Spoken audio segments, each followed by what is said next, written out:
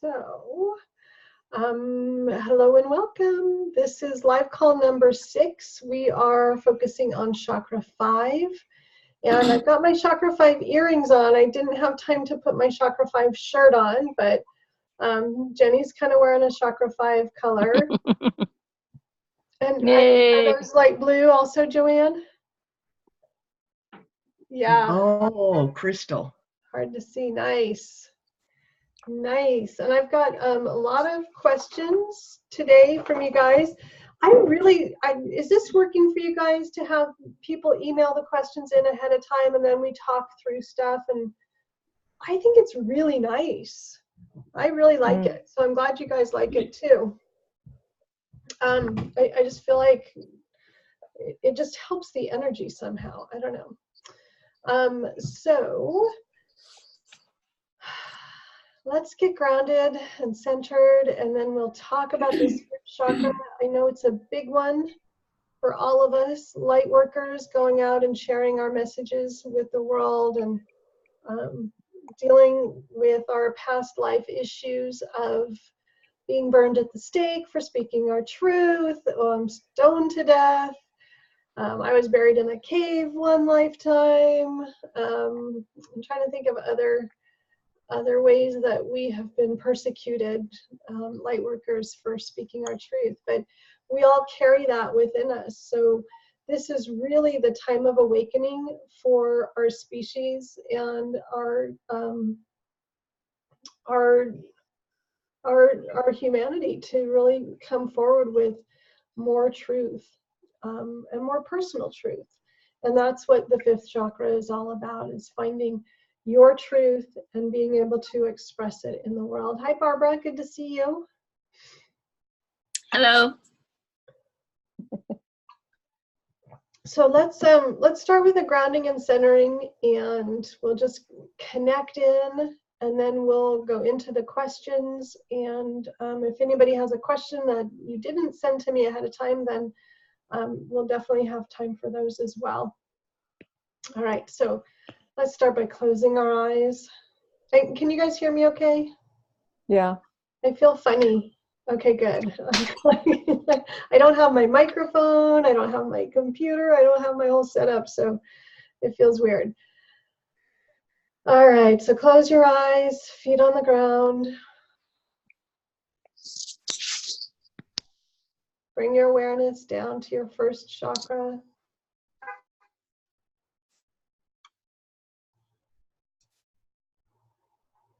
Follow that grounding cord to the very center of the planet. Make sure that it's anchored there.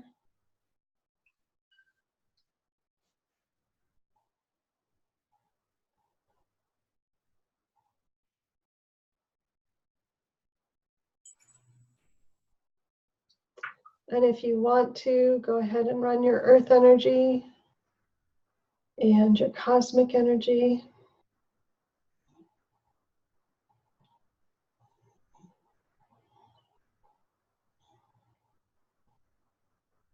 And as you do that, go ahead and also move into the center of your head if that's in your practice.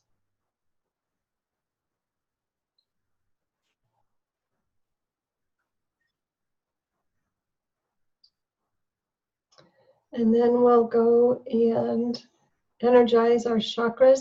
I'm going to walk you guys through all 7 today, even though I know technically we're only up to number 5, but we're really close. And my discombobulated day makes me want to make sure everybody's all aligned, and as aligned as possible. So let's start with chakra 1, red. Just breathe into that red. Spin that chakra as you're ready.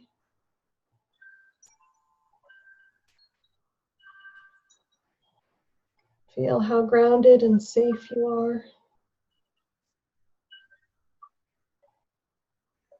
Moving your awareness up to chakra 2, your sacral chakra, the color orange, with cones front and back.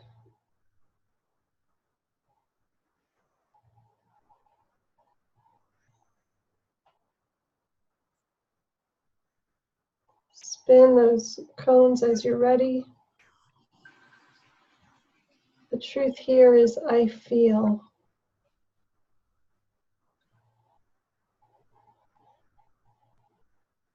And then moving up to the third chakra. Color yellow. With cones front and back.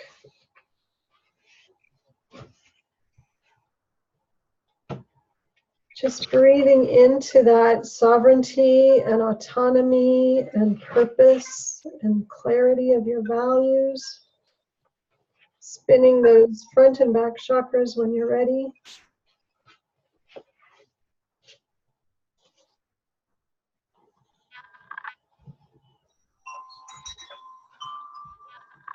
And moving up to the fourth chakra, the heart center.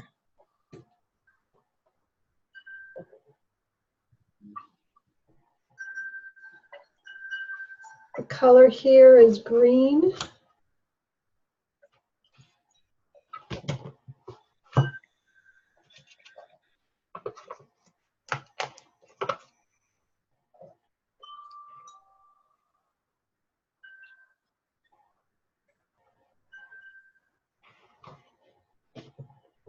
Picture those cones, spin them when you're ready.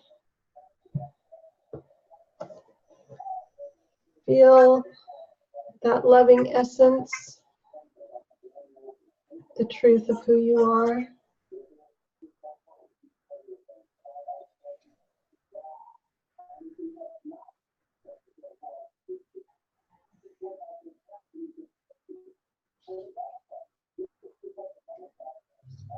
And then moving up to your fifth chakra, your throat chakra.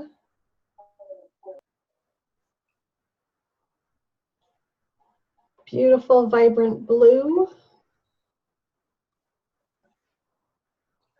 I think of it as an electric blue, kind of like a sky blue on steroids. Really, really bright, really vibrant.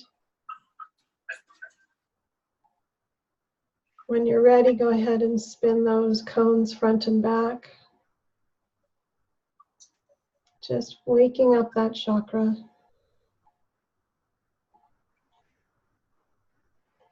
And we're going to go all the way up to the seventh chakra today. So bring your awareness to your sixth chakra, right at your third eye. Center of your head sits right in the middle of your sixth chakra. Cones are front and back. When you're ready, go ahead and spin those cones or those funnels front and back.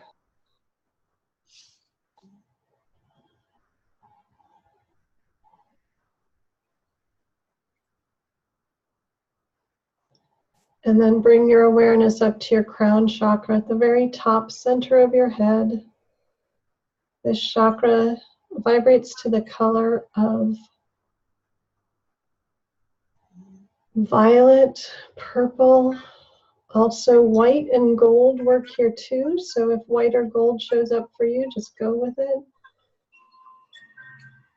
And there's only one cone or funnel extending up away from the head, up above the head. And go ahead and spin that in a clockwise direction from the perspective of looking down at your head, or counterclockwise if you picture looking up from inside your head at the top of your head.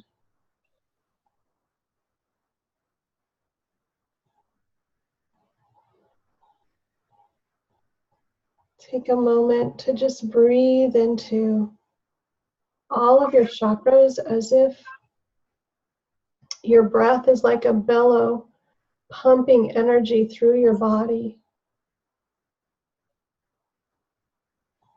Expanding and contracting your energy field just a little bit with each breath, allowing that energy to circulate through your body, through your chakras, and through the energy field around you.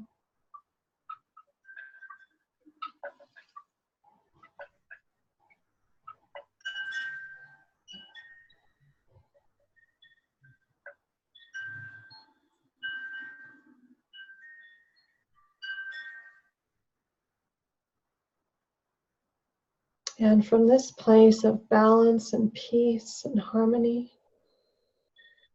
take a moment to clarify your intention for our call today.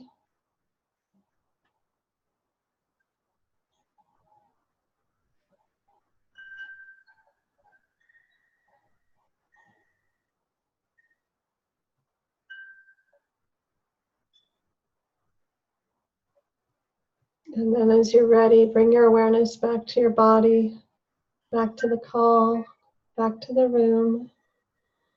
And when you feel ready for it, go ahead and open your eyes.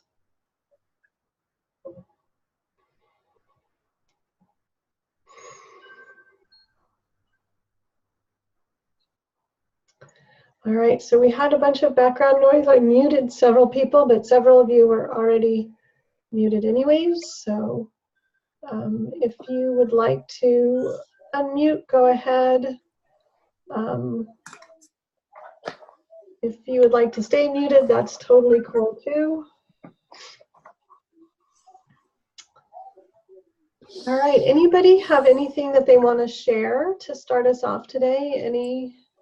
Anything that you want to update us about, any ahas or significant experiences or anything you want to share with the group? Yeah, Joanne? Oh. Joanne, I can't hear you, even though you're unmuted.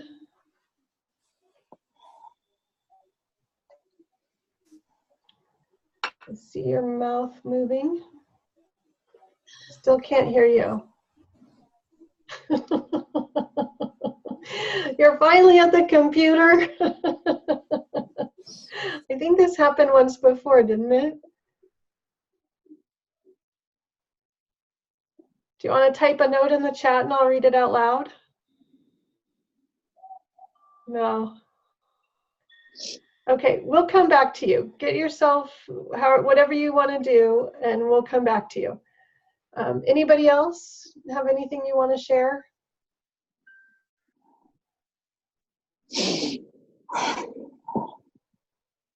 No. Anne, do you want to tell everybody about where you were last week?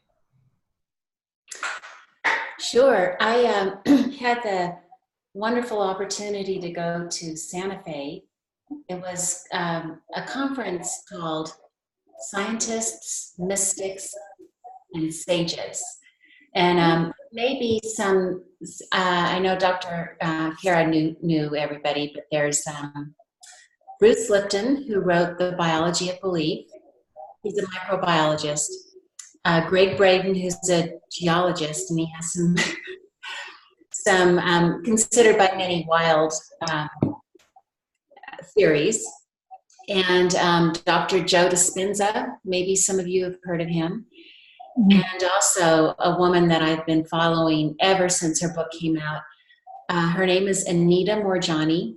She's in Hong Kong, yeah. She had a near-death experience. Oh, and then there was a physicist from India. His name is Amit Goswami. His stuff, I mean, I have a scientific background, but I couldn't follow any of that. And then there was another medical doctor, Dr. Todd Okwiski, that does a lot of laser work. But it was extraordinary. There were 1,200 people. Over 30 countries were represented. Wow. And the energy in the room was palpable. And what was fascinating to me, I love science, but I've always taken it as humans trying to explain the inexplicable. Okay, there's a little electrons around, a little protein. Oh, it's like, yeah, maybe and maybe not. And these folks were all very much like that. They don't dismiss science, but they question it. And but the absolute showstopper was Anita Moorjani. These men were fabulous, and they have the best intentions for us. But she came in with so much heart energy and love, and it was just palpable. and she knows how to have fun.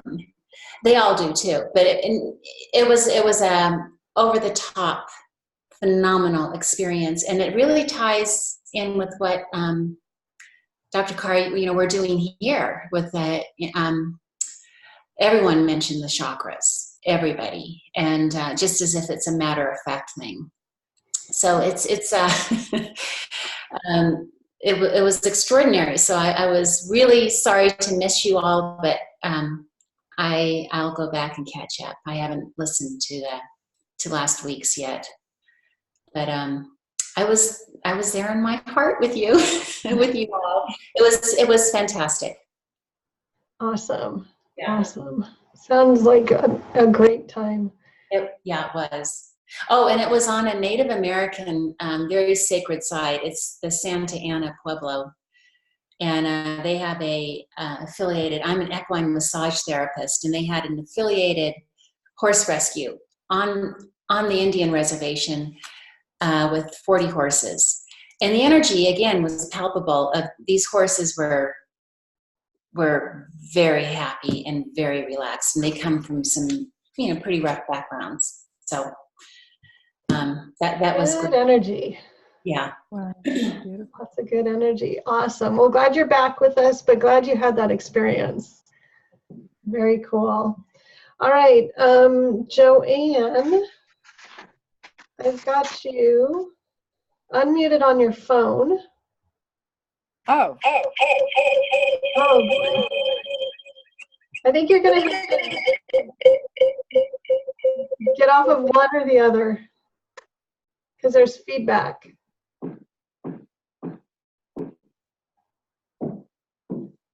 Somehow you're muted on your phone.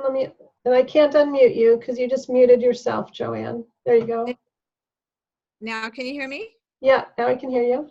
Oh, thank God. Okay. So I guess I wanted to check in just real quick about the angel animal class that you have coming up. I couldn't log on and get in, so I'll keep working on that. I totally want to be in it. So I've gotten a bunch of emails today from people saying the same thing. Yeah. With acuity scheduling, you have to kind of click on places that don't seem logical. So Okay. when you get to the page that has the name of the class at the top and then there's a calendar, you click on the 22, November 22nd, click on there, and it'll say 12 p.m. or whatever your time zone is. And then there'll be a little button to continue, and click on continue, and then that gets you to the registration page.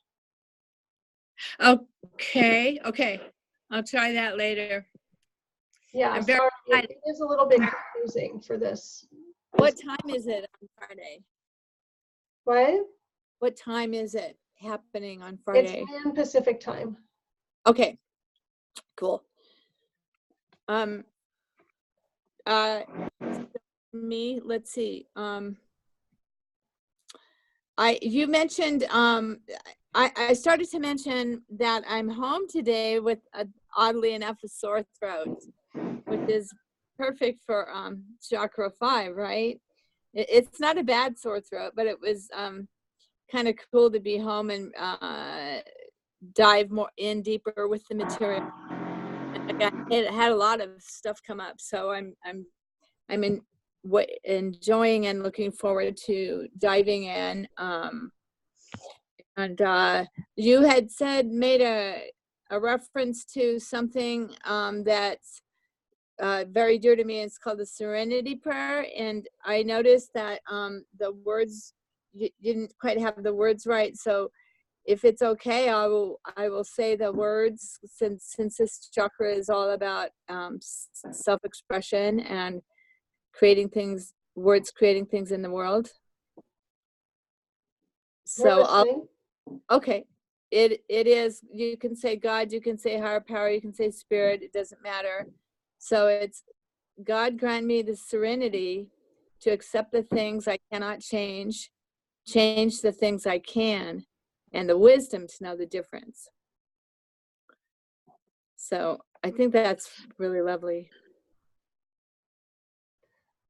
I think it's such a great, it's so cool that it's become like so in everything, right? Like it's such a well-known saying, because that's where our power lies. There's things we can do and there's things we can't do. And most of us spend a lot of time and energy trying to make things happen in the realm of things that we can't make happen. Yeah. And it's just frustrating. So thanks for bringing that up. But when we focus on the things we can do, that's our power. It's what Stephen Covey called, I think, the locus of our control or something like that. Uh-huh. So I just got so much from this chakra. It surprised me. And my main goal is to learn how to balance. I have a lot of times when it's over energized and then under. So that's I'm just putting attention. And I think that it's a great awareness. And I think we talked about this last week with the way I see that is wobbly energy. Like, you know, if you pictured it's not circular, it's like this. And as it rolls around, it's over energized and then under energized. So it's like kind of wobbly. And, Yeah. and I think that's not uncommon. Okay. So what we're really going for, and the really cool thing about this work is that the balance is in the middle, right? Like it's finding that harmony in the center. But whatever you're drawn to balance that chakra, it's going to work from both sides. It's not like you can only eat blueberries if your chakra is over energized. No, if it's under energized, it will help. And if it's over energized, it will help. So it's the synergistic way of like giving your energy body what it needs. And your energy body is integrated with your physical body. So there's total feedback and total interplay there. So it's not about finding a problem and fixing it. It's really about a holistic approach to how am I being in the world? What's going on? What do I feel? It's really using your intuition to guide you as well. Especially when you noticed, you know, both the over and under. Oh yeah, I think I relate to you. I think this is my most sensitive chakra that has lots of patterns in my life, lots of lessons, and it's surprised me. I wouldn't have guessed that, but you know, I had a wonderful example yesterday of feeling balanced, and when you talked about when you're balanced and you know you can it's about communication and creating things in the world. Just a real quick example, it was so beautiful yesterday. I had a client come in. She was just out of jail. She was really, really scared and homeless. And so I was working on getting her into our clean and sober housing. And that probably wouldn't have been until today. So it would have been a night out on the streets on her own. And so I just like we really connected. And I said, you know, I can guarantee I can get you in tomorrow. I have a bed for you. However, and we can do this, and this for tonight. However, I'm going to try, we have a 1% chance, because I didn't want to bring up false hope of, I'm going to try some stuff and see if I can make it happen tonight. And so I have this ability sometimes as a case manager to like just create magic. It doesn't happen that often, but I have had quite a few experiences. It's the coolest thing when I'm serving someone else. It's not about me.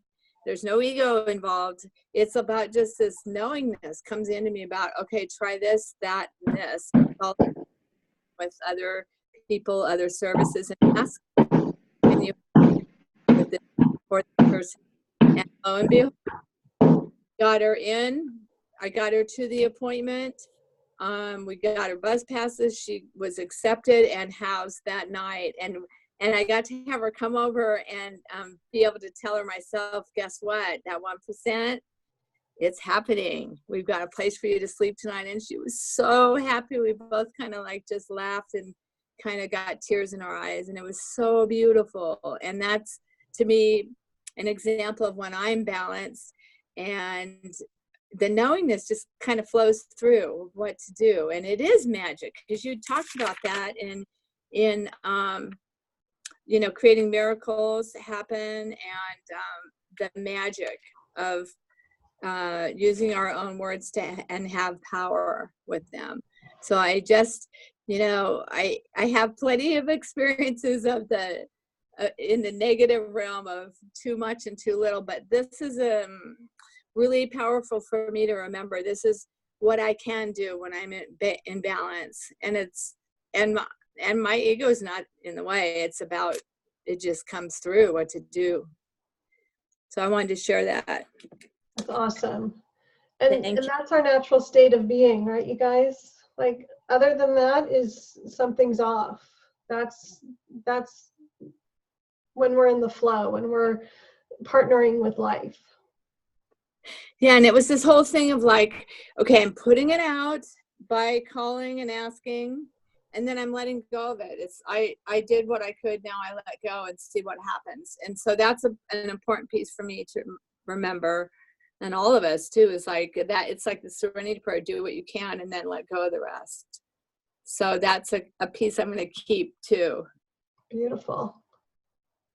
Awesome. Thanks for sharing, Joanne.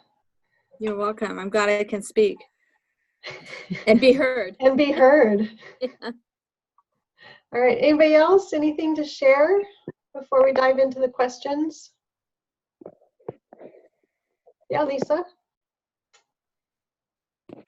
Did I mute you? No, I muted myself. Okay, good. Okay. I had a bit of a revelation with Chakra 5, and just wanted to share it quickly.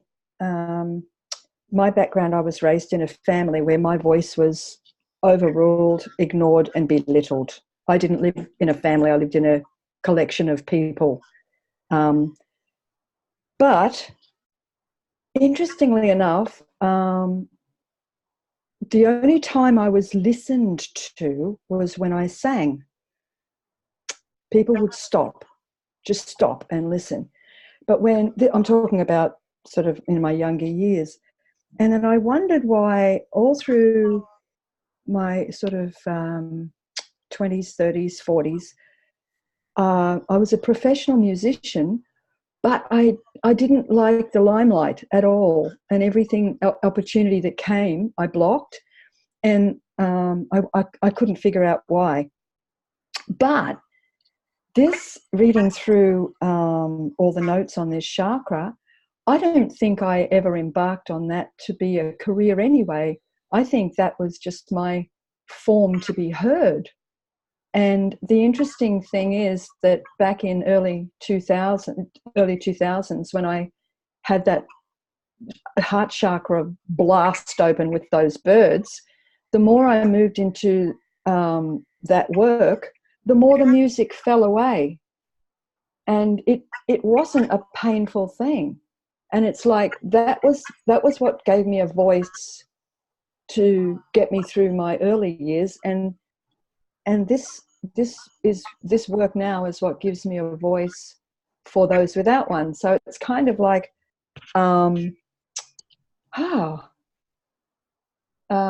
it's kind of like a recognition of why what my voice is, where it's come from, why it's there, and how it's been my survival mechanism as a child and a teenager, to protect me. But now I speak for others, and my family still don't listen to me, but that's fine. That's their stuff. But yeah, so that was very revelationary for me, because I was very, very shy, very introverted. Oh, you didn't even know I was in the room as a kid. And now I can talk underwater, as you all know. So this is a really big one for me, this chakra here. This has been a huge surviving. This chakra has kept me alive, really. Big description, but I don't know really how else to word it. just how I viewed this chakra and how it's basically been there for me as I move through, as I grow mentally, spiritually, emotionally. It's just been there as this thing of love, this beautiful thing of love, which to me is music and expression and creativity, which I was not allowed to do with my speaking voice. But the minute I sang, everyone shut up and sat there and listened to me. It didn't matter what I sang. They just listened. So that for me was a real awakening with this chakra. And I wanted to share that. Yeah. Love it. Thanks for sharing. I love the perspective, the kind of pulled back view, for long lifetime perspective on kind of the different phases of what your voice was doing and doing for you, and how it helped you, and when you are able to pull all those pieces together, that means that the next phase can be like the biggest one, the most powerful, celebratory use of it so far. Yeah, it was, this was a real eye-opener. You talk about aha moments in the affirmations that you gave us. I underlined, my voice matters. I deserve to be heard and listened to. My opinion matters. Those three were screamers. You know how you get certain things that just go bang at you? Those three stood out, and I thought, whoa, I better investigate that a little bit more. So good for you. Yeah, just epiphany. That's what I feel. This has been a real epiphany with this chakra. That's great. I think it's so. Thank you for every chakra. I feel like we've heard that every week from somebody. Yeah. This one's like, wow. Yeah. Awesome. Yeah. Kara. Yeah, Jenny. I just want to share a really funny thing about using your voice that I just started doing. I take a dog to the dog park 3 days a week, and on the drive to the dog park, he's sitting next to me in the car. And the other day I got this idea, I'm just going to start howling like a wolf. And he looked at me and he cocked his head like, what are you doing? And then he started howling, and he would just put his head up and go, oh, and both of us are driving along, just top of our lungs, just howling. I am laughing my head off. We were just having the best time, and I thought, what a wonderful way to use your throat chakra. and it just made both of us feel so good. How fun. Oh my gosh, I can just picture you guys just laughing and having the best time together. Yeah, it was great. It was great. And I know he enjoyed it too, because I don't think he ever has a chance to do that either. So both of us just became little kids and let loose. So playful. I love it. I love it. Oh, cool. Anybody else want to share anything? Oh, yeah, go ahead. Hi, Kathy. Hi. First of all, sorry I was late. I had another appointment. But not related to this specifically, but maybe related. I want to apologize for last week. You were in the middle of doing some intuitive work with Sherry, and I kind of interrupted with a typed message. So I want to apologize to you and the group for that. So I need to learn to keep my space and give others their space to communicate better. So Kathy, I'm sorry, can I ask you to repeat that? Because it all went so fast that I heard sounds but not discrete words. My apologies to you and the group, because last week when you were doing some intuitive work with Sherry, I typed a message, and before you were done, I wasn't giving you the time and space to do what you were in the middle of doing before I interrupted with my thought. And I'm really working on keeping that, trying to keep a better communication level that way. So I apologize. Apologies to you all. Awesome. Thank you. Thank you for saying that and having that awareness and being willing to come forward. I didn't feel like there was anything to apologize for, but I totally hear what you're saying. And I really appreciate everybody's contribution. And chatting's a nice way to do it, because then you don't have to, wait. But I get what you're saying too. Like it's also good to be able to wait. Yes. And allow things to unfold. So Thanks, Kathy. Hi, Cherry, go ahead. Hi, I just suddenly had a question about the throat chakra and like inappropriate reactions. And I'm just thinking of my students and like the words that they use, like in anger or snide behavior, snide comments, or these are just fleeting thoughts I was having, and inappropriate reactions came up. For example, laughing when being punished. For example, when I was younger and being spanked, and I was always laughing, and which would make my father beat me more, for example. And I was actually looking this up a couple of months ago, and I don't know how it came up. Something triggered me, and I was like, research is like, yeah, that it really is weird. And I hadn't thought about that. And why would someone, a child especially, laugh when they're being punished? And so I looked it up, and actually a lot of people had that question when I search up laughing when being punished, a Google search. A lot of people were questioning this and wondering, why does my child laugh when I'm punishing, him or her? And I was on the receiving end of that punishment, but it just triggered these memories that I had.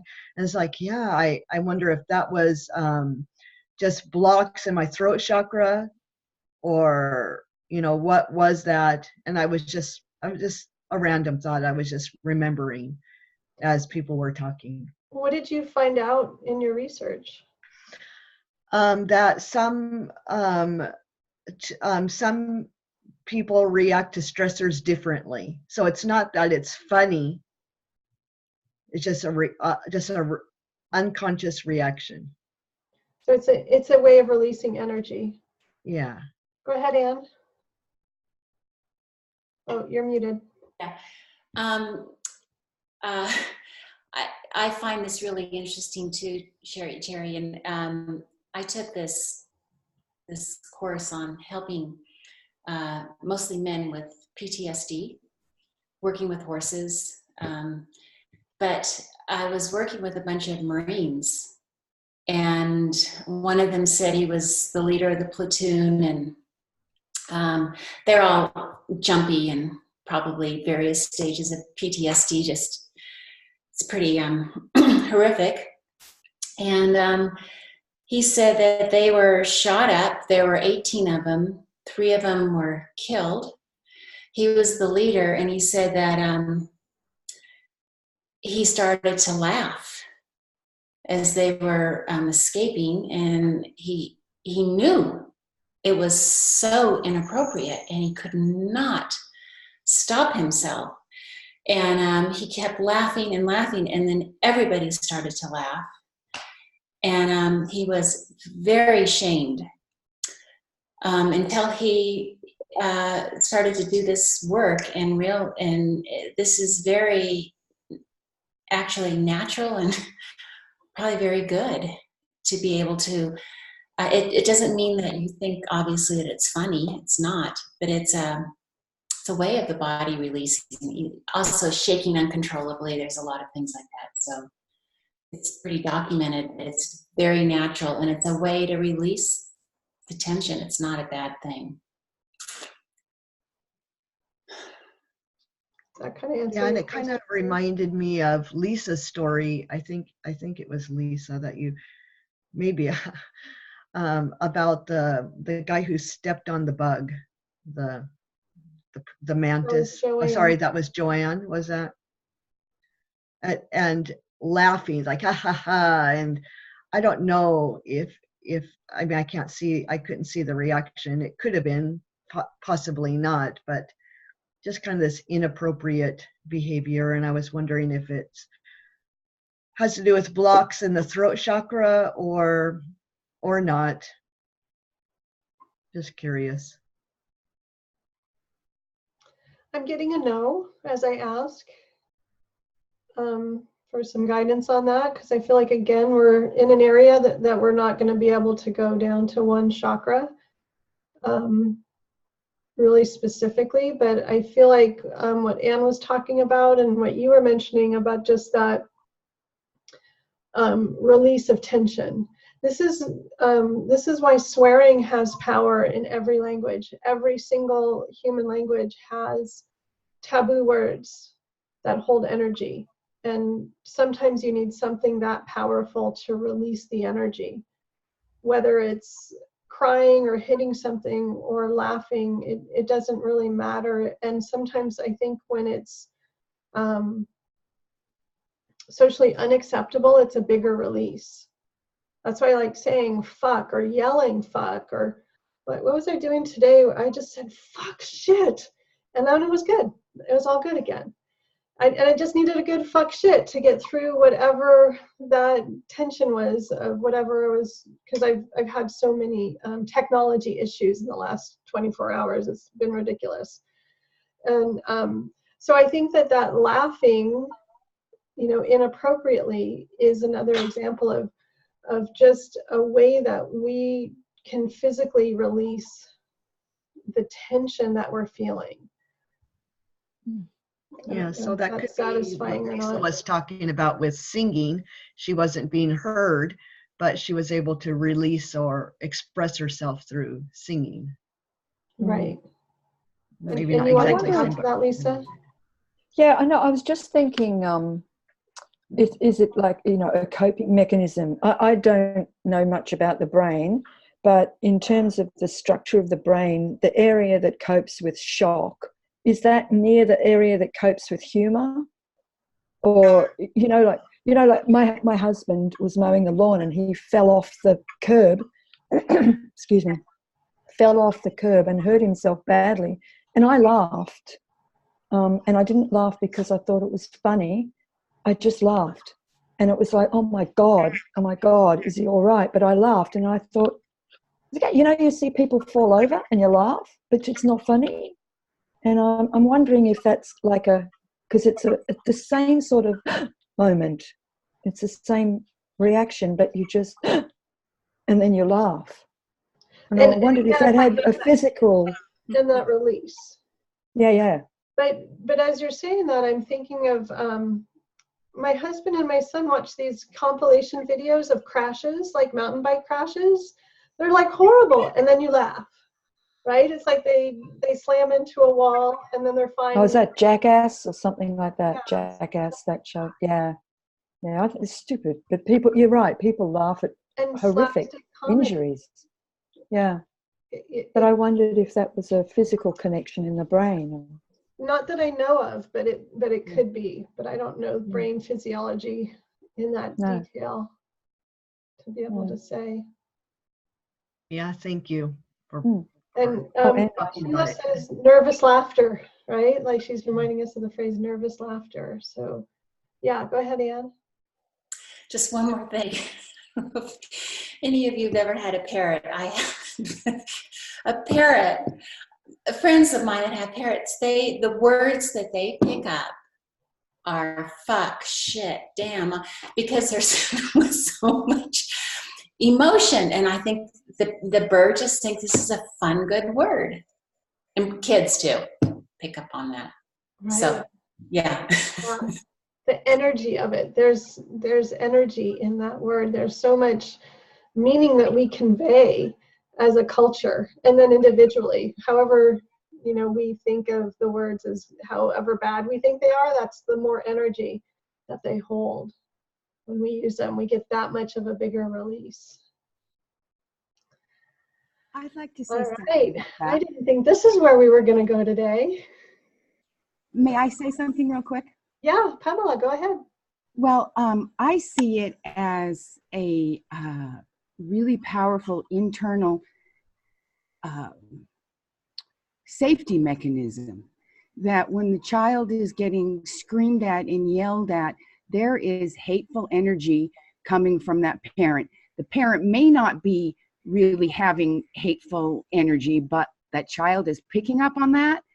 And if that child started crying or succumbed to the pain that they were feeling, I mean, it would just totally annihilate them.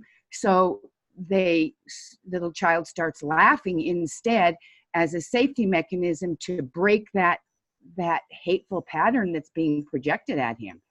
And with the PSTD guys, I see it as what they went through was so horrific that if they allowed their heart emotions to come out, it would come out in sobs and crying, and that would weaken their system, and they wouldn't be able to go and continue on what they need to do, like get the hell out of there. So he laughs instead to break up and alter that energy.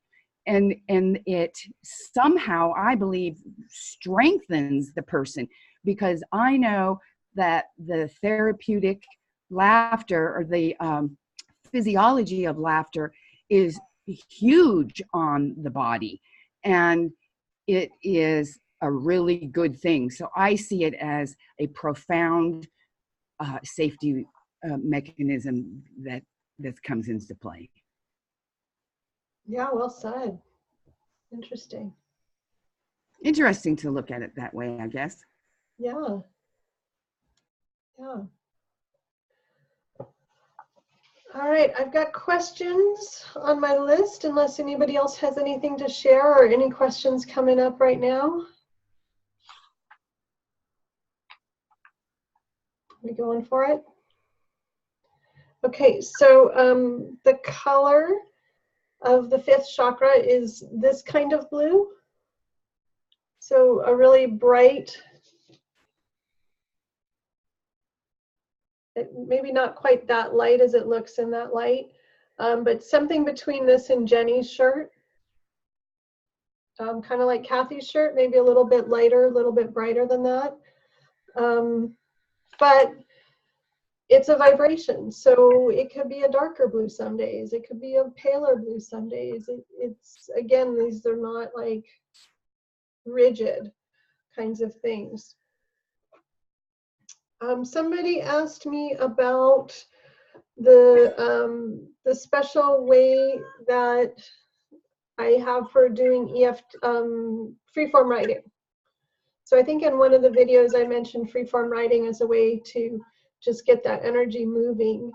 And I kind of thought Yaros would have these up by now, but hopefully they'll be up by later today, if not in the next day or so.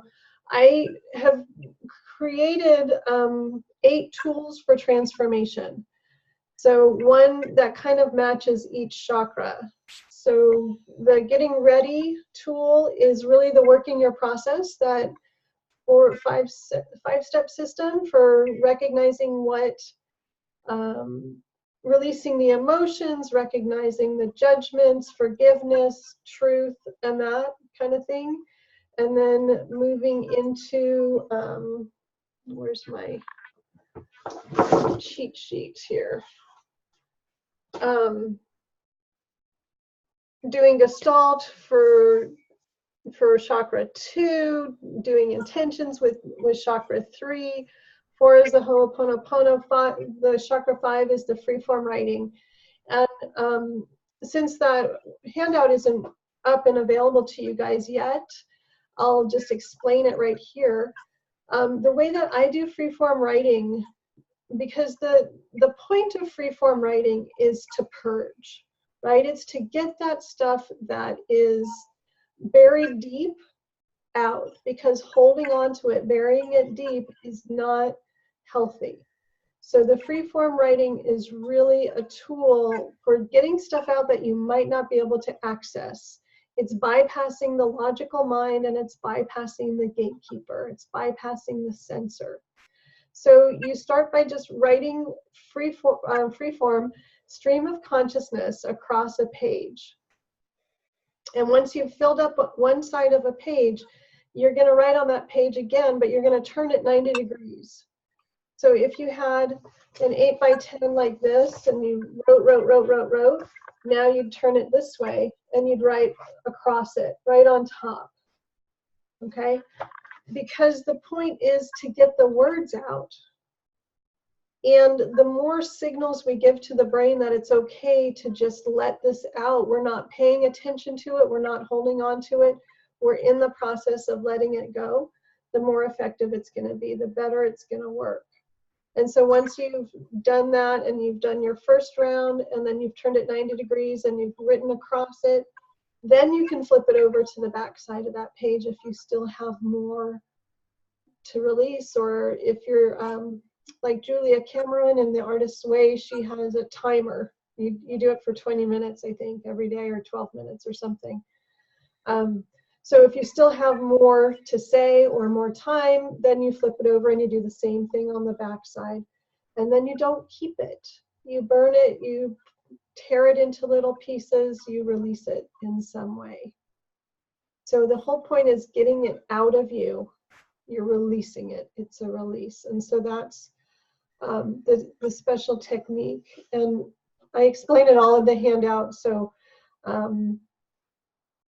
you guys can have that. I'm trying to think. No, it's not in the EFT thing that I gave you.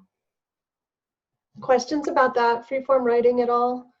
It's a great Chakra 5 tool. No? Okay. So the next question on the list is kind of a general question, and it's kind of the chicken and the egg question. So how do we clear the energy blocks in the chakras? We do it in all these ways, right? We have the 5 levels of our being and the 5 levels of each part, 5-level approach, right? Or 5-part approach.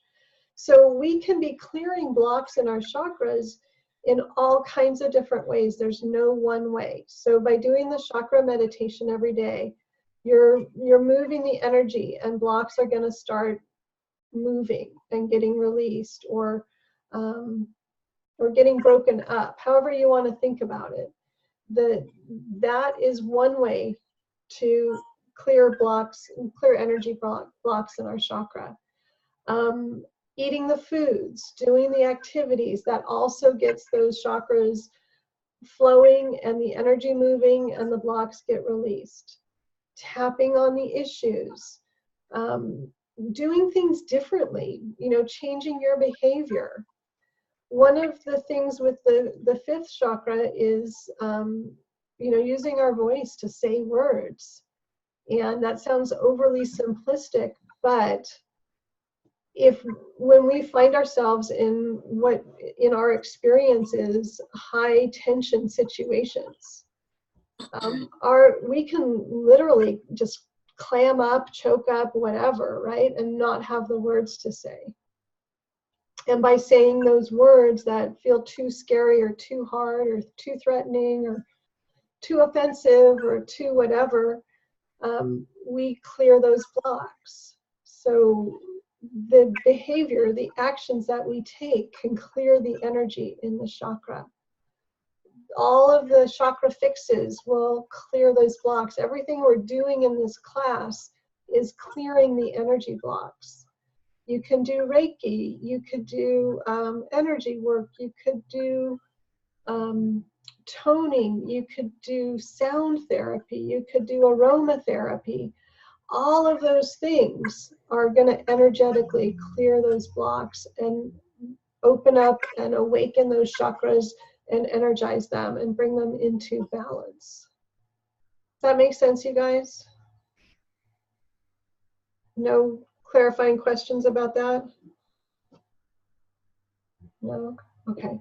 So like this whole class is about that. And it's about recognizing that energy isn't just energy separate from our thoughts or separate from our feelings or separate from our body. It's all totally integrated. So even if we never did the chakra meditation and spun our chakras, we could still energetically clear that chakra because it's all integrated. It's all a feedback system. Everything is connected to everything else.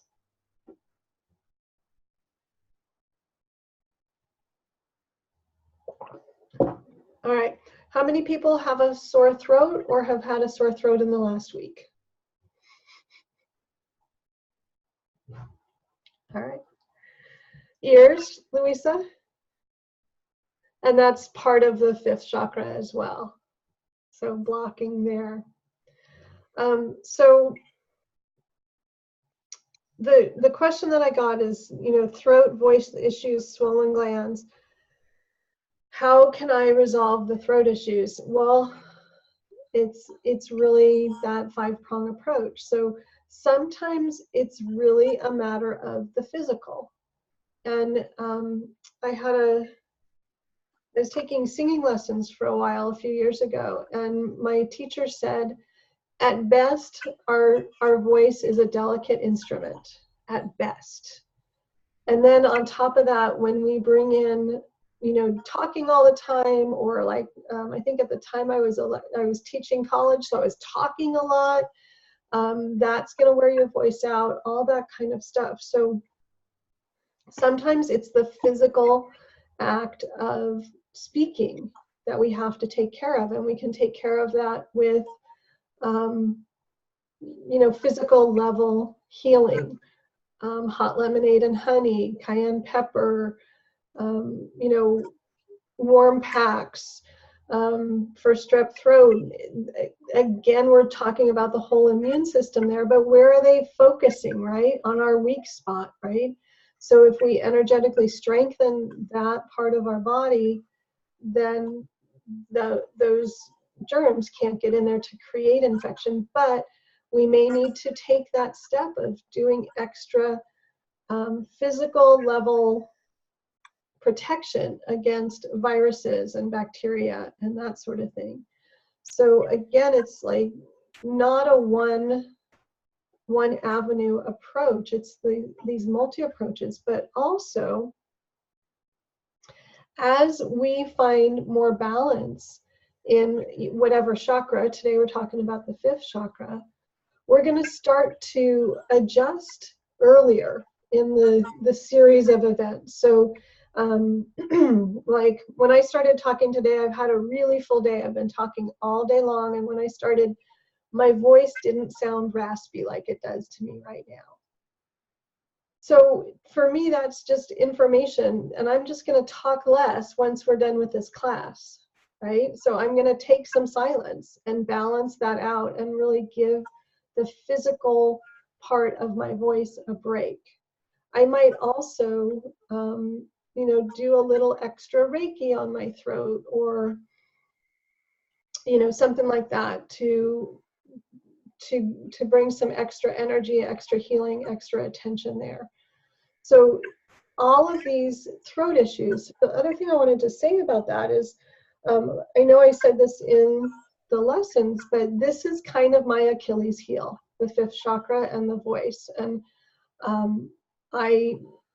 as a kid, I got sore throats all the time. I had my tonsils out when I was really young because I had so many sore throats as a little kid, like 3, 4, 5 years old. And that remained kind of like my weak point throughout school. And I would always get sore throats.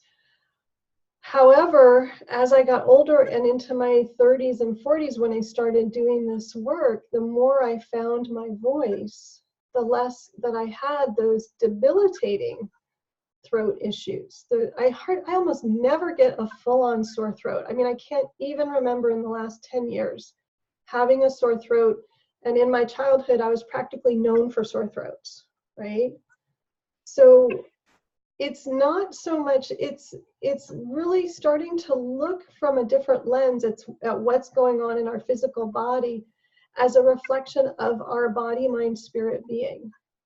And as we bring more balance or more energy or more harmony to the chakra that governs that part of the body, we're going to see fewer physical issues coming up. So it's not necessarily, it's not just the physical. It's not like, oh, well, I have to take an antibiotic all the time so I don't get a sore throat. It's like looking at, what do I need to release? What haven't I said? What do I not let myself say? Why aren't they hearing me?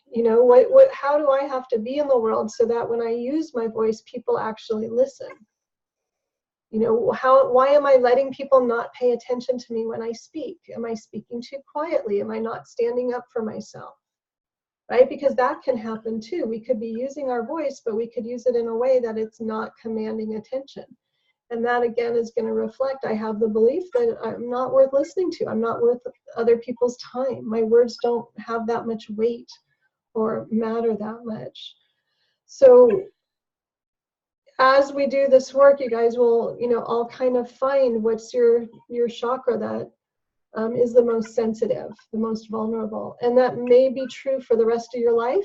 And it may be that once you resolve whatever the underlying issues are with that chakra, then it's not anymore. It's not condemnation isn't the right word. It's not like a life sentence. None of this is a life sentence. Some of it is an adjustment, right? So I have a very different relationship with my throat and my voice now in my 50s than I did in my teens and my 20s. I didn't have the awareness. I didn't take time to be silent if I needed it.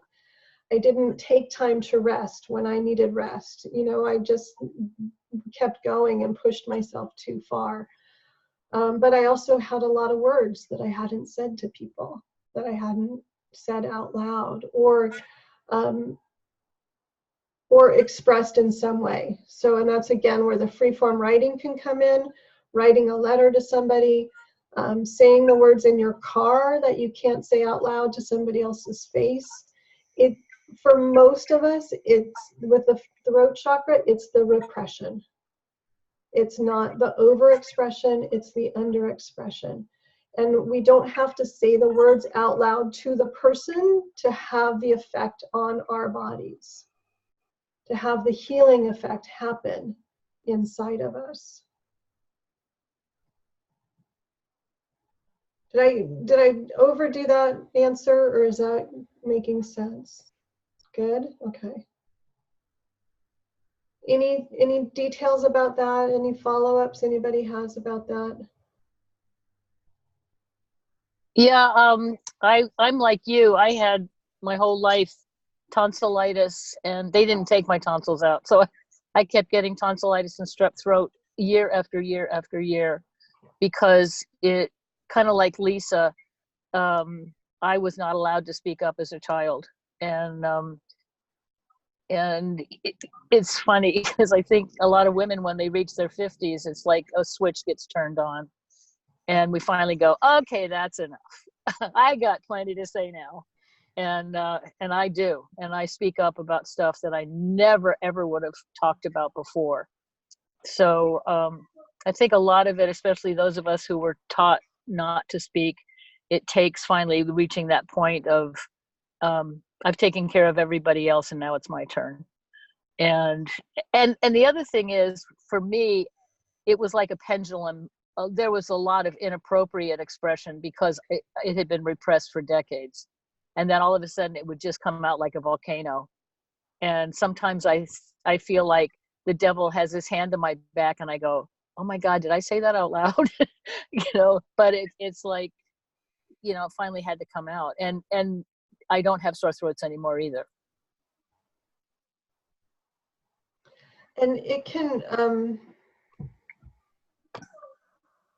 I love that. I just love picturing you just like, whoa, saying stuff. I'm like, oh, too much. Okay. Oh, good to know.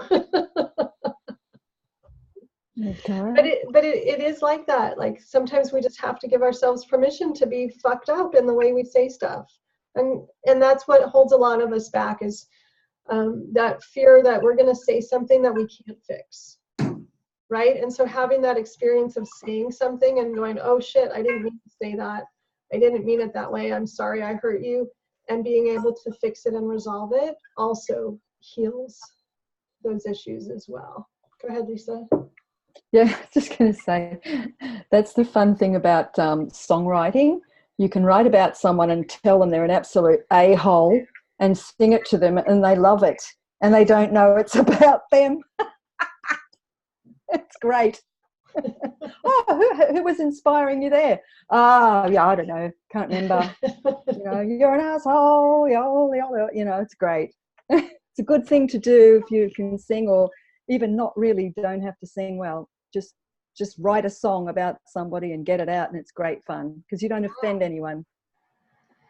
That's awesome.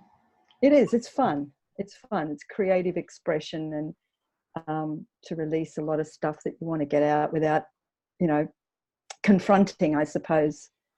Yeah. It's fun. It's a good way to do it. Yeah. Brilliant. Brilliant. Yeah. Was somebody else raising their hand? I wasn't sure if I saw a hand raised. Go ahead, Louisa. You're muted. Hold on. Okay. I seem to have the other side of it, where I never had sore throats and things like that, but always a lot of earaches, and some of them really serious. And as I was going through this whole chakra, I was thinking about, okay, is it because I didn't want to hear what was being said to me, and I didn't have the words to be able to respond? And so even today, I mean, like some of you others who have gone through, a long period of life, and things have changed and flowed in terms of our ability to speak or not speak, or hide from speaking, or speaking too much, or whatever. But I still am having the ear problems, and I guess I was thinking that it must be because I didn't want to hear what was being said to me, or I didn't have the words to respond. But that was just my experience of exploring this chakra this week. Love it. I love it. Do you feel like, because I think of ear issues as like inflammation and blockage, right? Like there's pressure building up inside. But I'm wondering if there's words that you didn't say, and the pressure of not having the words to articulate your feelings or to say what you needed to say, or not having the ability or the power to say those words, I wonder if they could just get stuck behind your ears rather than stuck behind your throat. Do you know what Interesting. I mean? Yeah. That's what I've been thinking about this week, is because I know it at one point when I felt like whatever I said was not taken the way I meant, I did shut down, and I didn't speak. I was very, very shy, but I wasn't that all my life. But there was a period when I did that.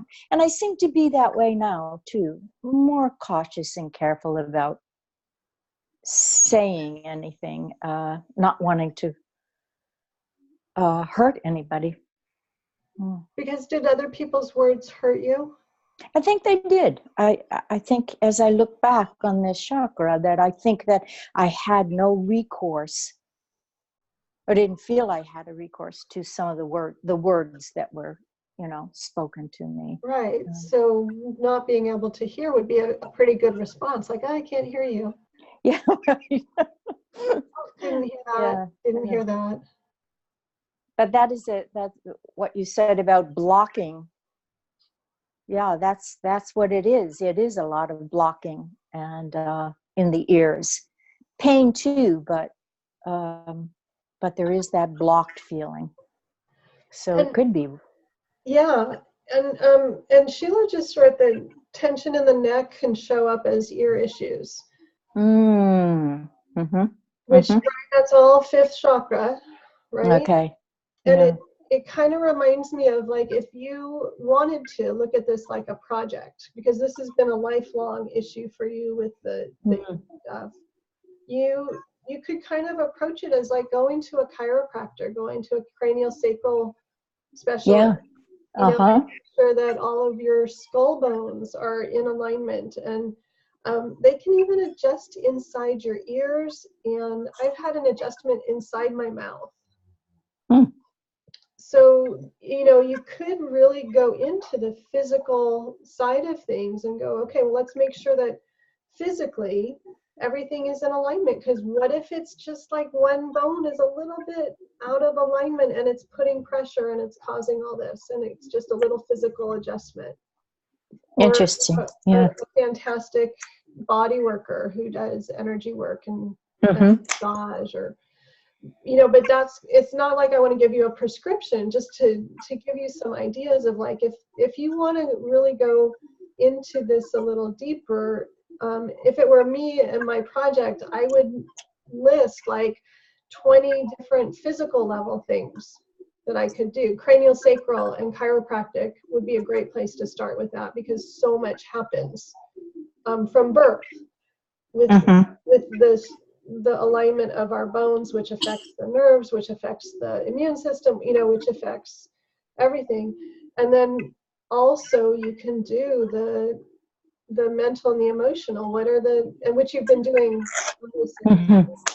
Is it the words that I didn't want to hear? Is it the words I didn't say? Mm-hmm. Is it not Mm-hmm. the words, so I didn't say them? Like where's that, not lining up? And what are the emotions with that? What are the emotions that are stored in there? What do my ears want to say? Like, infection and inflammation is usually about anger. Oh. So the emotional side of it is, Mm-hmm. who am I mad at? Who am I trying to block out? What part of the world do I not want to be connected with, that I don't want to hear? Hmm. And Thank you. Yeah, yeah. through each Lots of 5 things. Mm-hmm. I probably told you guys, when my husband had depression, I have my whiteboard, which is behind my bookcase here. And I created a little menu for him of all 5 levels. And, physical was whatever, and mental was this, and emotional was EFT. I think I had EFT on every single one, and he said no every time. Like, I'll do this, but not EFT. Oh, I'll do this. But just brainstorm, and this is for everybody, right? Not just Louisa. Whatever issue you have going on, whether it's sore throats or earaches or a chronic bum knee, that 5-level approach, 5-dimensional approach, brainstorm options on each of those 5 levels. What could you do mentally? Okay. Affirmations. I'm open to hearing. I'm open to speaking. I want to hear what I have to say. Make up your own, grab them from, the videos in this class. But, you can take this a little deeper, use this as a springboard for, what does this pattern come from? And again, going back to that question of how do we clear the energy and how do we resolve these lifelong issues? This is how we do it. And we can do it from all of these different levels. Not to put you on the spot, Louisa. This was great. This was, yes, thank you. It's given me a real path to check it out, to do something about it. Thanks. Nice. Yay. I can't wait till we fly to some exotic place again and you're like, hey, I didn't even have ear problems on the flight. Right. Right. I'm not even nervous about that flight home. It's an issue of the past. All right, so questions about that, because we kind of pulled back to that 5-dimensional approach to any kind of thing, and we can apply that to whatever issue. Go ahead, Joanne.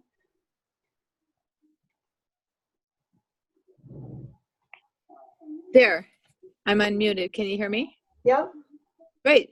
So one of the body areas in the 5th is the neck area, and that is my chronic pain. I have arthritis in my neck, and it's pretty bad. That's probably the worst place in my body that it is. And if I'm not super careful about taking care of it, or even just if I put my head down like you would put if you're going to text, that'll throw me in pain. And I have a really good chiropractor that's helped tremendously, but it's like in a lot of pain right now, and then when that pain starts, it'll morph into a migraine. It's really a whole nother level. And so it's been chronic for a number of years, and I'm wondering what that could represent, or how to approach it. I heard the 5 levels you mentioned, but I would just be interested to know. I mean, that's my thing to deal with physically is the arthritis, and so part of it seems to run in my family, the arthritis, and actually the migraines too. So great question, Joanne. And what do I want to say? Who has the background noise? I'm hearing somebody's TV set or something.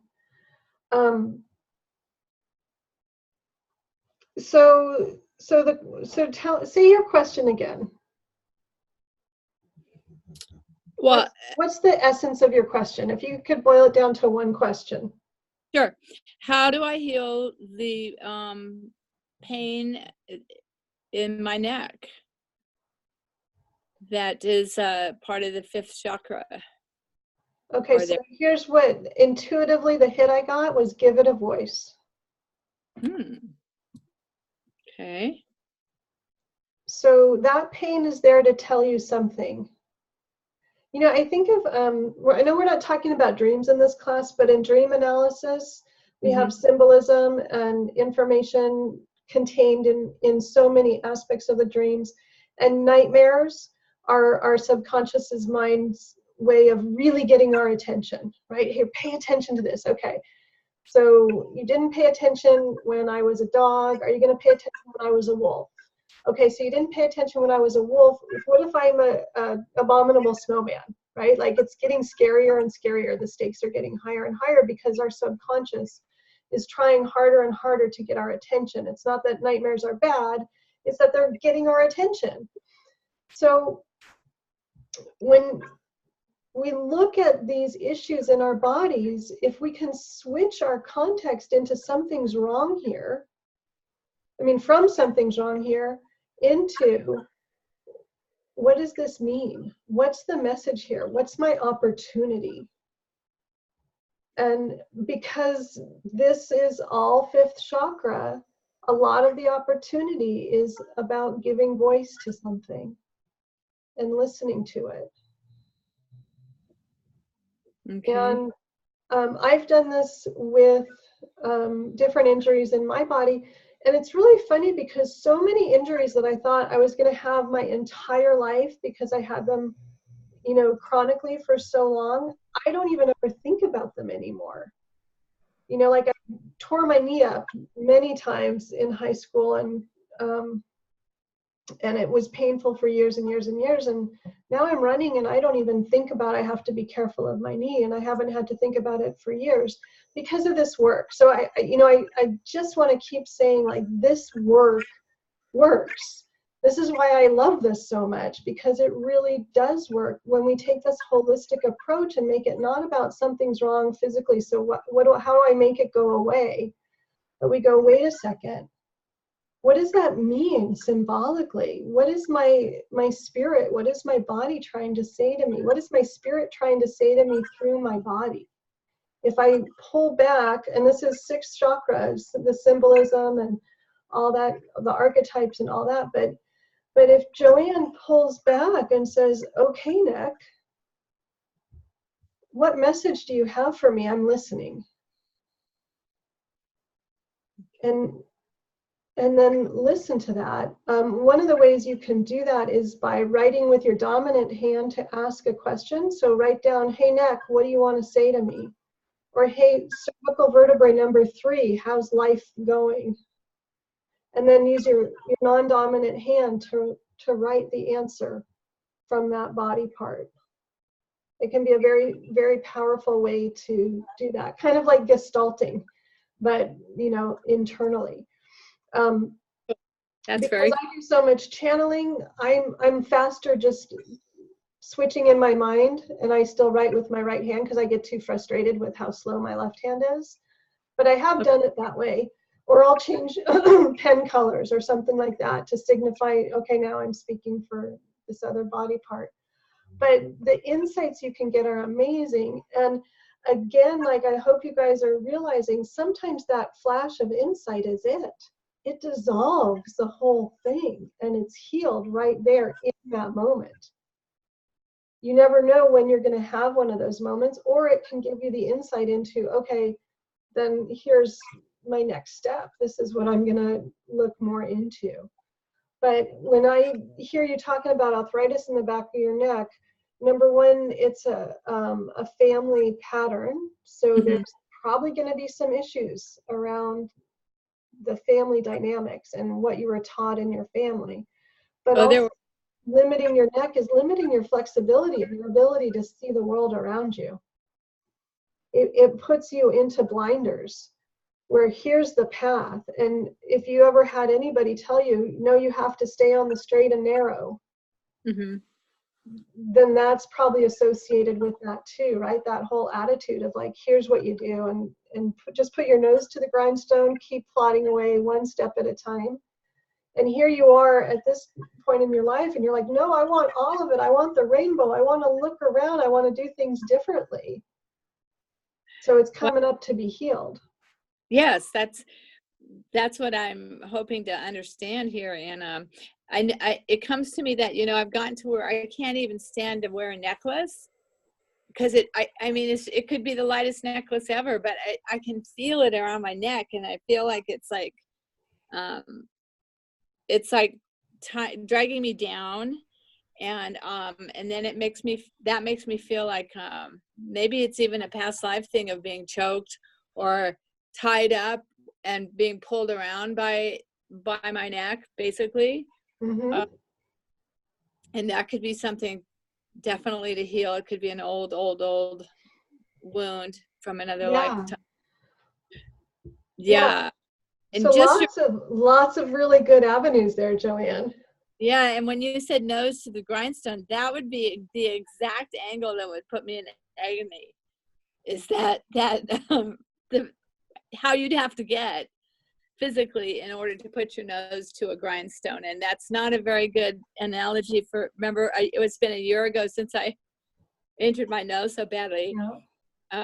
So that whole saying is like, right, which we have to watch those things, right? Those things that we're like, too intense, stay away, don't want to go there. And that's the work. You have to lean into that thing that you don't want to lean into.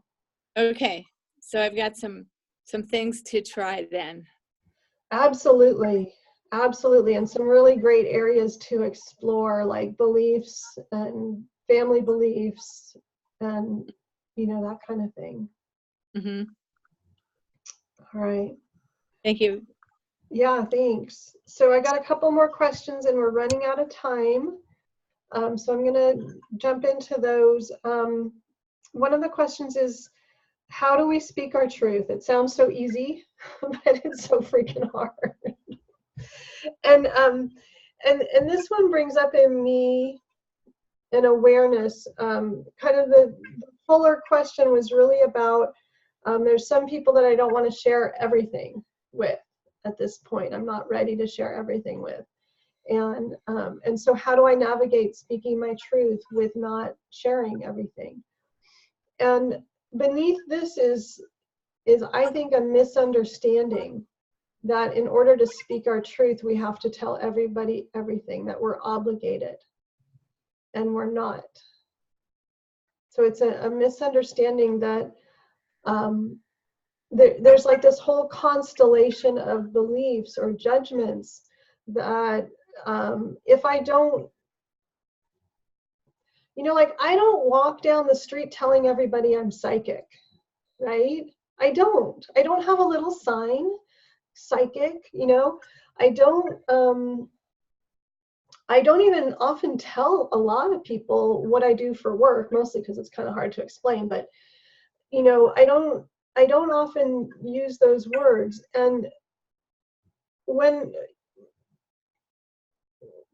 earlier on, when I was kind of learning how to speak my truth, the constellation of judgments that I felt came up around this question of who do I share what with, the underlying unspoken piece of it is that you're judging yourself for how much you're sharing or not sharing as right or wrong. So remember, I'm always saying how you are with yourself as you go through the issue is the issue.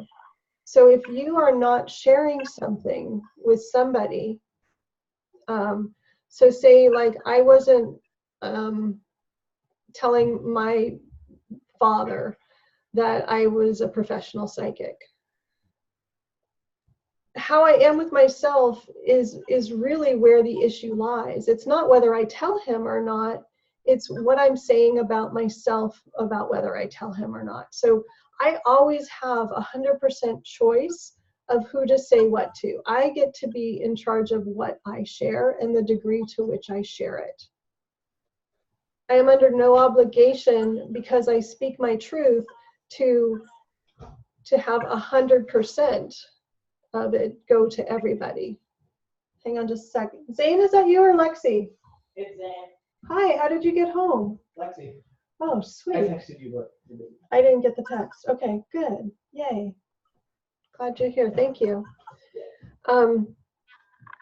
So it's that underlying judgment of feeling like you're betraying yourself by not saying something. That is the energy around that. Does that make sense? Because when you give yourself permission to not tell everybody everything, then you really are in that position of power where you can share or not share. And it doesn't matter to you. It's the judgment that I've betrayed myself by not telling the truth about myself that holds the energy there. Is that making sense, you guys? Yeah, Kathy. Thanks, Anne. So would that kind of fall where, like with this ADHD stuff that I'm kind of working through, where external processing, where I just want to talk through everything with everybody.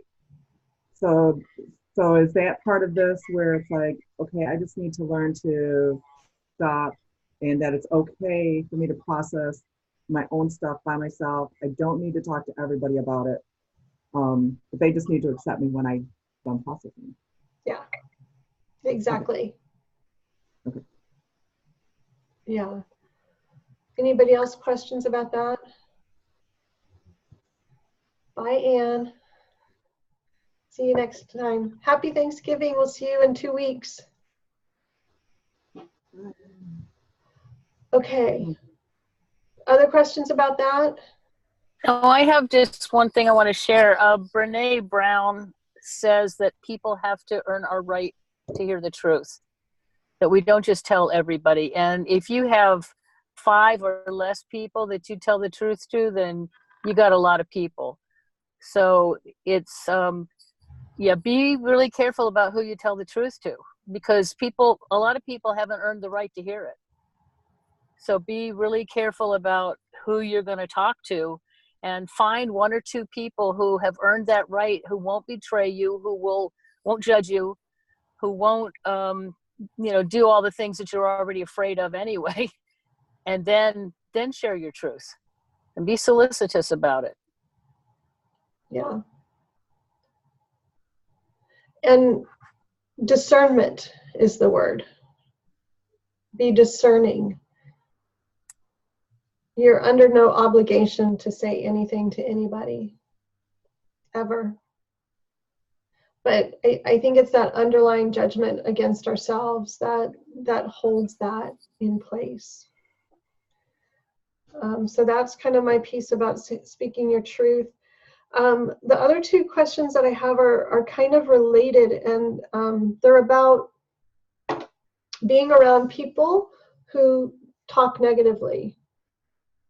So, what do we say to other people when they're using negative words, like cutting other people down, judging other people, or whatever? And what do we say to ourselves so that we're not attached to it? So that to me says that it's a trigger, right? So if we need to detach from something, that means we're being triggered by it.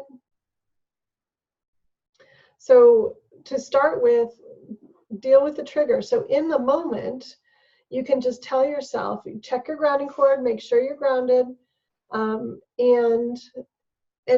just, you know, identify to yourself what's going on. Oh, this person says these words and it triggers this feeling inside of me. This feeling is mine, and I can handle that feeling and that issue and that trigger later, but I don't have to get upset right now because I know it's not about this, it's about something deeper, right? So having that context and being able to tell yourself what that context is super powerful in the moment, so that you kind of shut that trigger down. You turn it off so that you can be more grounded and centered in the moment. So if somebody's like, oh, did you see that like sleazy blah, blah, blah person? You're like, oh, I don't fucking talk that way. You know, oh, wait a second, I'm getting triggered, right? Oh, I'm triggered. It takes us out of the rebuttal judgment of that other person, because if we're triggered, then we're probably starting to judge them and go, oh man, you're so shallow and so judgmental and you're such a bad person, and right, and then here we are being judgy. So if we start to recognize our triggers and that we're in a trigger, and know that being triggered is not about the present moment, but it is a red flag for something that I can later go and heal inside myself. It deflates the situation. Yeah, you guys with me? Yeah. Quick question.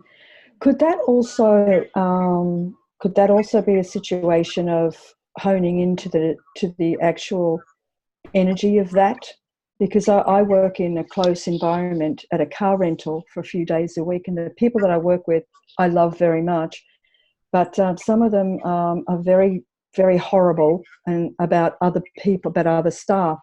And I've actually had moments when I don't buy into it, but I have felt physically nauseous. And I thought, well, that's kind of interesting. And it was almost like I could sort of, with my mind's eye, see this dark yuck, and I was sensing it. So is that a possibility, or is that a come under trigger? How would you? Is what a possibility? That it's not a trigger, that you are, in some cases, but that you are actually picking up on the negative dross, on the negative yuck that that gossip and slander and horrible accusational words emit, that energy. Is that possible, that sometimes it may not be, in some cases, a trigger? Yes, totally. Okay, thank you. Yeah, so yeah. I mean, if that's the case, then recognizing that is kind of the same thing. It's like, oh, I see energetically this is what's going on, and I feel the effects of this energy being in this space. I understand, I recognize what that feels like. Yeah. So it's like I'm recognizing that I'm sensing the qualities of the energy around, and when people are being negative, the energy that I sense feels like this. Yeah. Right? Not judging it as right or wrong, but isn't that interesting? Yes. Yes. Is that a trigger, or is that would you term that as separate? If you feel upset. Oh, good. Okay. No, I don't. Yeah. I just feel a bit sick. You can feel sick. It could be a trigger if you're kind of responding on an energetic level as if it's happening to you. Yeah. So if you feel kind of sick, it may just be that you're sensing the energy in the room, but it may be that you're taking it on and feeling it inside your body. So it's important to be able to discern which of those it is. Right. Okay. Does that make sense, Lisa? Yeah, absolutely. Absolutely. Thank you. Yeah. Thank you. Protection roses are nice in those situations. That's what I would use. Go ahead, Sheila.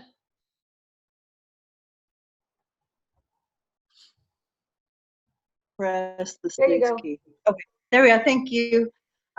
So I don't know the answer to this, but what I want to know is, like, if that happens and you feel yucked by somebody's energy, I guess my response would be to, like you said, check the grounding cord, but then also maybe just like let it go through you and go through the grounding cord. Just be like, Yeah. you know, does that sound like Yeah. a good thing? Yeah, that sounds like a great thing. Sometimes you can't get away. Right. You know, if you're working at a station with your colleague, you know, and they're yucking you, you can't get away from them necessarily. It's like, oh, got to go to the bathroom again, you know. So yeah, that, I think, is it the grounding cord, do you think, or do you think it's more the aura letting come in, you know, because probably it's getting into your aura and then you ground the aura and then let it go through the aura, or the cord, do you think? The grounding cord is connected to your aura. Okay. So you can, wherever it is in your aura, you can send it down your grounding cord. Right. Okay. That sounds good. Yeah. That's a good thing to think about. I'm glad that you brought that up. Yeah. Yeah, good job, you guys. So what do you guys find that it's effective to say to other people who are doing the negative talk? Let's crowdsource this one. Let's mastermind this. I'm actually struggling with this right now with two people in my life who basically, frankly, I'm just avoiding right now, but where I'm just going, you know, one of these people I can't really get away from because I'm related to them. The other one, you know, it's like, I don't know if I really want to be friends with someone that I feel this way with, but I don't want to hurt their feelings either. So I struggle with that, just pretending like everything's okay versus actually saying something to them, and neither one of those things seems to work. So I don't know what to do. What do you guys do? What do you do when somebody's being really negative? Redirection? No, well, for me, I try and just hold the space like I'm a gummy bear. You know, I just sort of move myself as best I can to a place of love and try and be mindful of where I'm sitting with my own judgment and criticism, and just sort of visualize my light coming out, and I just don't say anything. And I think that seems to have an effect on some people, Sheila, not all. But some people just yap off and they're just totally oblivious to everything except their own thoughts and words. But other people I have noticed at work, they've really cut back on this behavior when I walk in, because I don't join in. Right. And if it gets too much, I just go to the toilet for the 5th time in 10 minutes, you know. So actually, this does remind me, Kara, and everyone else, you know, at the end of the videos that you send to us, because it's attached to YouTube, I'll sometimes see other videos that look interesting, and this relates. Oprah was interviewing Thich Nhat Hanh, and he said deep listening. There's this phrase, deep listening, where you actually are not offering advice. You're not trying to change their mind if their mind is not in the right place. All you're doing is you're essentially using your time and energy and intention just to simply let them, kind of like the freeform writing, let it all out so that it releases their sorrow or whatever it is, and then you can move on, you know. But he said it's a good healing stage, but that's something that you do out of generosity. It's not a give and take thing, I don't think. And my risk would be to be stuck with all of that, blah, you know. My risk would be to listen. I've thought about doing the deep listening. the challenge in that for me is not carrying it and taking it home with me and letting it, ruin my evening. To try and let it go is not always as easy as I wish it was. So that's why I'm at times just not putting myself in that situation. But the deep listening thing does make sense to me, that it helps another person. But anyway, just thought I'd throw that out there. How does it help you though, Sheila? It doesn't well, I guess it only helps me because then if I do care about these people, it helps me to know that I have shown them some care. I've given them some care. I can walk away and knowing that I've given them some care. I've given them my time and I've given them my ear. But I don't really know the answer to that. I don't feel like it really helps me much other than that. And that's the question in these relationships. It's like, well, like I was saying, how mutually beneficial is this relationship? What am I getting out of this relationship? Yeah, exactly. Like, am I just getting a ton of homework? And do I need this homework? And is this my homework? Right. So that's some of the questions. But what do you want to say, Louisa? Oh, you're muted. I wanted to say that from my experience, when it happens because it's a member of your family that you will have the rest of your life, what I decided to do is to tell them that how I feel when I hear negative talk, and that it hurts me so much that I really cannot listen to it. And because of exactly what you were talking about, you can do just so much of being there for them and the one to listen. And so finally I did say that how I feel when I hear negative things and what happens to me, and that so I cannot continue the conversation. right. And that has helped because I do have to be with this person the rest of my life. Okay. So I just thought I'd put that out because I appreciate your situation. Yeah, that makes sense. Anybody else want to add anything? Yeah, Cherry? Yeah, I think it's a fine balance. And Sheila, before you even mentioned about the deep listening, that was my first thought, is like, I come from a large family and I've always been the listener and the peacemaker. I'm a middle child as well. So listening helps to a certain extent, and I am very good at holding space for others and just listening to them, and I have a lot of compassion, and I can read a lot into the words that they're using and the energy behind the words. But at the same time, I'm not a dumping ground. Exactly. And so I think there's a fine balance. And sometimes it really bothers me when, I feel like I make a difference. Somebody's like unloading on me, and I can take that energy and I can send it back into Gaia, recycle it back into love or whatever, and send it back into the universe. I can do that. But then when that same person goes to somebody else and then tells the same story again, and I don't know what. There's some people that it reforms. I mean, it changes their mindset. It's like they get it out and then they feel much better, and you can sense the energy change. But other people, they're like in that energy, and it doesn't matter how many people they're going to interact with. They're going to tell the same story Right. again and again and again. And so I guess we So have to find balance. Essentially, that's a really good point. It's like you're just basically wasting your time.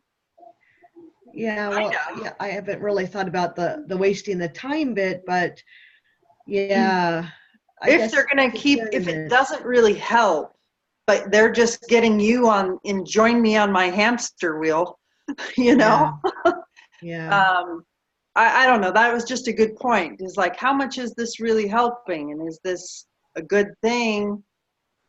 And like you said, it is a good thing if it does help, but if they just are never going to take control for their own lives and they aren't going to accept that help, essentially.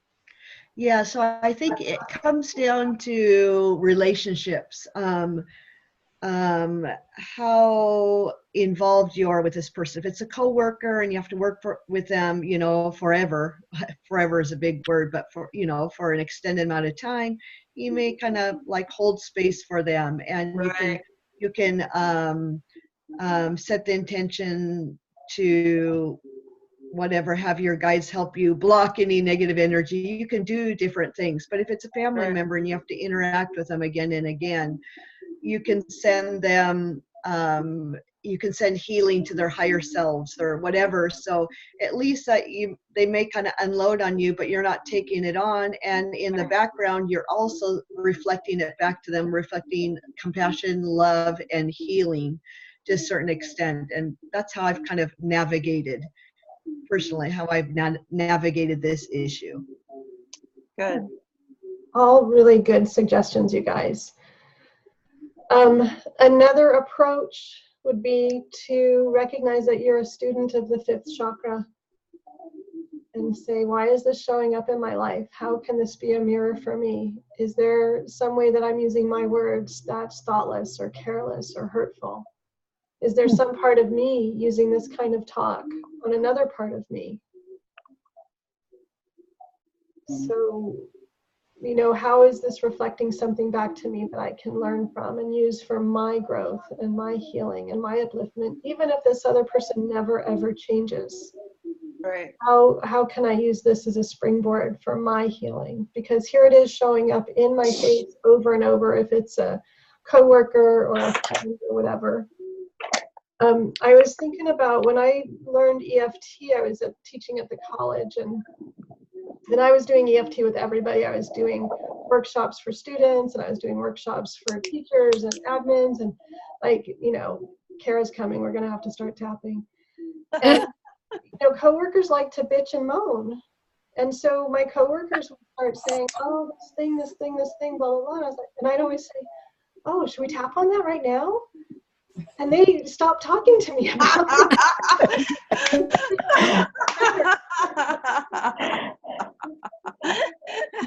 So you could be that person. That's a good plan. I Yeah, like that it plan. worked totally. I mean, because I would be happy to tap with you on that. I would. I love tapping with people on stuff and what's the underlying belief and what's the judgment. But I'm not happy sitting around talking about how bad your life is with no hope of anything good coming out of it. I think that's Here, what you're saying is, it's like, okay, you know, to some degree, it's like, take responsibility. right. And some people never will, right? And yet we're still in relationship with a lot of those people. So how do we navigate that? Who are we being in the world that we can be with them and be okay, even when they're judgmental and negative? And how do we say what we want to say? And here's the thing, is as long as we're triggered by what they're doing, we're not ever going to say it effectively. It's never going to work. And so the work is always to do the work on ourselves first before we say anything to them. If we're coming at them from a place of being triggered, it's not going to land well. And I think that trigger is exactly what I needed to hear, because that is what's happening when I am with people, is I'm getting triggered. Right. And so nothing is going to go right in that space. Right. So here's what I do, Sheila. Here's what I do is I double check my grounding cord and I start tapping like this. Nobody sees it. It's just down by the side of my legs, you know, or in my pockets or whatever, until I'm at peace again. And then, you know, the way we know we're triggered or not is how many options we have. And when we're triggered, we've got 1 or 2 options max. We could tell them to shut the fuck up, or we could shut the fuck up ourselves, right? But when you get grounded and you clear at least enough to go, wow, well, I could just change the topic. I could ask about the weather. I could ask them if this is a mirror for them somehow, right? Like, how is that person's clothing really affecting you so deeply? How interesting. Why do you think that is? Right? I could say all these other things if I'm not triggered. Right. So that's the flag right there, is get untriggered, do the work on yourself, and then the words you can say will either be there naturally, or you can have a phrase worked out ahead of time for, sorry, I'm yelling over the dogs. Hello? Hang on just one sec. Lexi, do you need me? Alexis, this is your mother. Okay, daughter. Hi.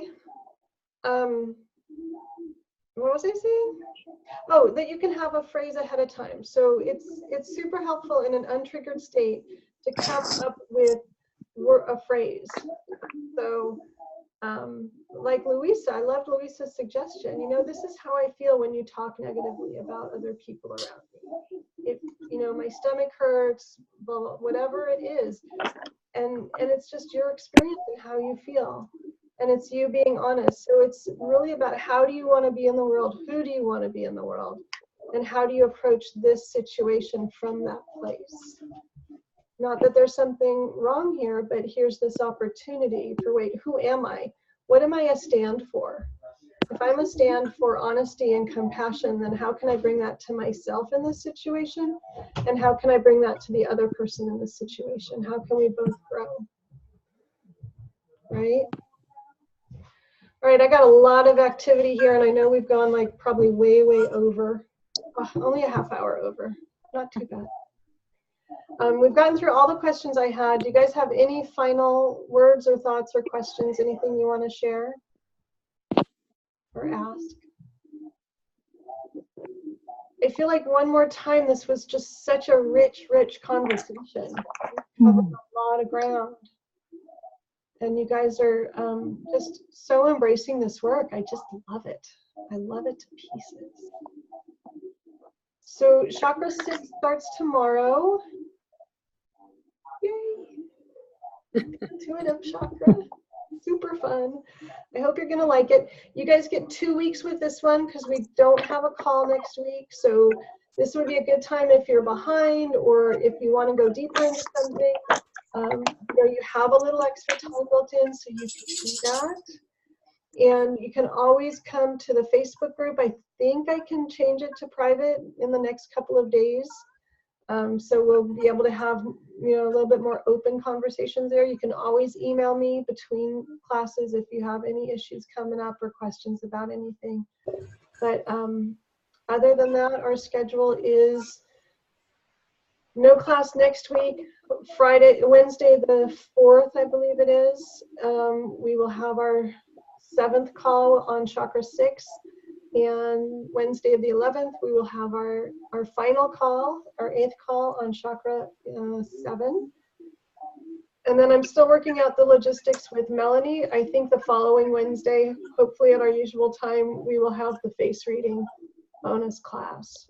I've recorded a couple of bonuses already. They'll be going up eventually in the class site. And the handouts should be coming very soon. I'm kind of surprised they're not up there yet, but they will be coming very soon as Yara's can make them look pretty. Anything else, you guys, that I can do to support you? No? Should we just do a big Yahoo? Like, woohoo! 5th chakra! Like, yeah, baby. Going for it. I don't want to yell because the dogs will freak out. But let's just close, you guys, with our usual. Let's do a blessing. And take a deep breath.